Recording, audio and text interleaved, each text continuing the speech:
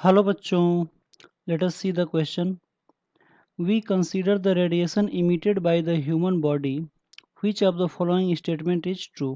Question ये कर रहा है कि अगर हम कंसीडर करें कि हमारे बॉडी से ह्यूमन बॉडी से जो रेडिएशन इमिट हो रहा है, ठीक है, तो इस हिसाब से नीचे जो चार ऑप्शन दिया हुआ है उनमें से कौन सा स्टेटमेंट सही है। ठीक है, तो आइए चारों स्टेटमेंट को हम लोग पढ़ते हैं और फिर इसको एनालाइज करेंगे और फिर हम लोग इस क्वेश्चन को सही ऑप्शन का चुनाव करेंगे।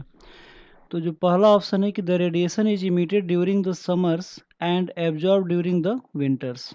सेकेंड ऑप्शन कह रहा है कि the radiation emitted lies in the ultraviolet region and hence is not visible. Third option में कह रहा है कि the radiation emitted is in infrared region. और जो फोर्थ ऑप्शन है वो कह रहा है कि the radiation is emitted only during the day. तो सबसे पहले हम लोग बात करेंगे इस क्वेश्चन के की कॉन्सेप्ट के बारे में कि किस की कॉन्सेप्ट के ऊपर ये क्वेश्चन बेस्ड है। ठीक है ना। तो अगर हम लोग की कॉन्सेप्ट की अगर हम लोग बात करें तो ये जो क्वेश्चन है ये विंस डिस्प्लेसमेंट लॉ के ऊपर बेस्ड है। क्यों विंस डिस्प्लेसमेंट लॉ के ऊपर बेस्ड है? क्योंकि जो विंस डिस्प्लेसमेंट लॉ है वो बताता है कि किस टेम्परेचर पे किस वेवलेंथ का रेडिएशन इमिट होता है। ठीक है, तो हम लोगों के बॉडी से जो भी हम रेडिएशन इमिट होगा वो हम लोगों के बॉडी के टेम्परेचर के ऊपर डिपेंड करेगा। यानी कि जितना ज़्यादा टेम्परेचर होता है उतना ज़्यादा बॉडी के जो एटम होते हैं वाइब्रेट करते हैं और उस एटम के अंदर के जो चार्ज होते हैं वो भी वाइब्रेट करते हैं और उसके अंदर से इलेक्ट्रोमैग्नेटिक वेव निकलता है। तो जितना ज़्यादा तेज़ी से वाइब्रेट होते हैं उसका उतना उसकी फ्रीक्वेंसी ज़्यादा होती है, यानी कि वेवलेंथ उनका कम होता है।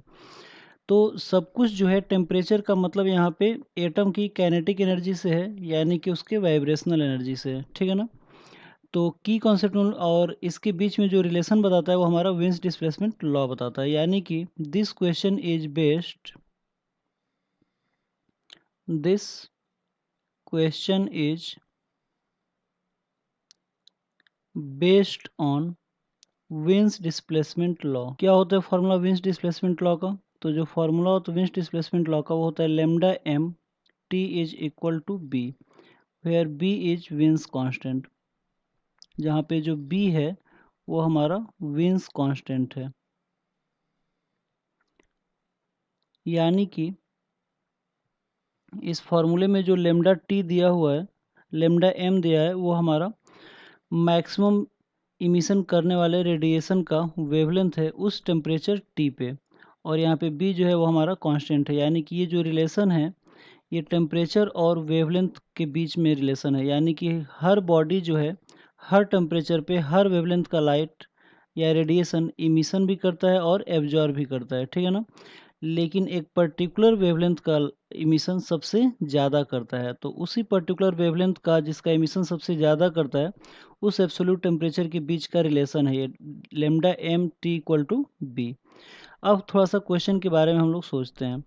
तो क्वेश्चन ये कह रहा है कि हमारा जो ह्यूमन बॉडी है वो अगर हम मान लें कि रेडिएशन इमिट करता है तो चार ऑप्शन में से कौन सा सही ऑप्शन होगा इसका चुनाव करना है। तो आइए सभी ऑप्शन को बारी बारी से पढ़ते हैं और चेक करते हैं। तो जो पहला ऑप्शन है कि the radiation is emitted during the summers and absorb during the winters, ये संभव नहीं है कि कोई भी बॉडी समर सीजन में इमिट करेगा और विंटर सीजन में एब्जॉर्ब करेगा, क्योंकि हर बॉडी हर समय एब्जॉर्ब भी करता है और इमिट भी करता है। यानी कि जिस समय एब्जॉर्ब कर रहा होता है उसी समय वो बॉडी इमिट भी कर रहा होता है। ऐसा नहीं है कि एब्जॉर्ब करके स्टोर कर लेगा और फिर जब विंटर वेकेशन या समर वेकेशन आएगा तब वो वेट करेगा कि हम अब अपने अंदर से बॉडी के अंदर से रेडिएशन को इमिट करें। ऐसा संभव नहीं है। यानी कि जो फर्स्ट ऑप्शन है वो हमारा गलत ऑप्शन है। सेकंड ऑप्शन के बारे में देखते हैं। The radiation emitted lie in ultraviolet region, कह रहा है कि अल्ट्रा वायलेट रीजन के बीच में लाई करता है। ये भी बिल्कुल गलत ऑप्शन है। क्यों गलत ऑप्शन है? क्योंकि अल्ट्रा वायलेट रीजन के लिए जो टेम्परेचर चाहिए वो टेम्परेचर बहुत ज़्यादा होता है, जबकि हमारा ह्यूमन बॉडी का जो टेम्परेचर होता है वो 37 डिग्री सेल्सियस के अप्रॉक्सीमेट होता है। ठीक है ना। तो यानी कि ये जो हमारा सेकंड ऑप्शन है वो भी गलत ऑप्शन है। थर्ड ऑप्शन की बात करें, the radiation emitted is in the infrared reason.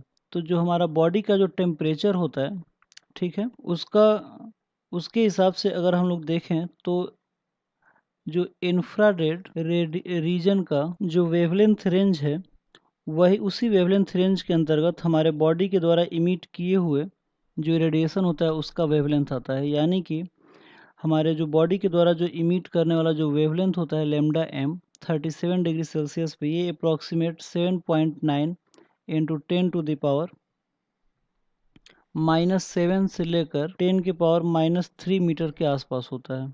ठीक है, और ये जो है हमारा इंफ्रारेड रीजन का रेंज है। ठीक है ना, यानी कि सॉल्यूशन में हम लोग लिखेंगे कि the heat radiation emitted by the human body is the infrared radiation. ठीक है, तो इस क्वेश्चन का जो सही ऑप्शन होगा वो कौन सा ऑप्शन होगा, तो आइए चेक करते हैं। तो आप लोग देख सकते हो कि जो इस क्वेश्चन का जो सही ऑप्शन होगा वो हमारा थर्ड ऑप्शन होगा, क्योंकि थर्ड ऑप्शन में दिया है कि radiation emitted is in the infrared reason. ठीक है, तो आई होप आप लोगों को ये क्वेश्चन समझ में आया होगा। Thank you very much, good luck.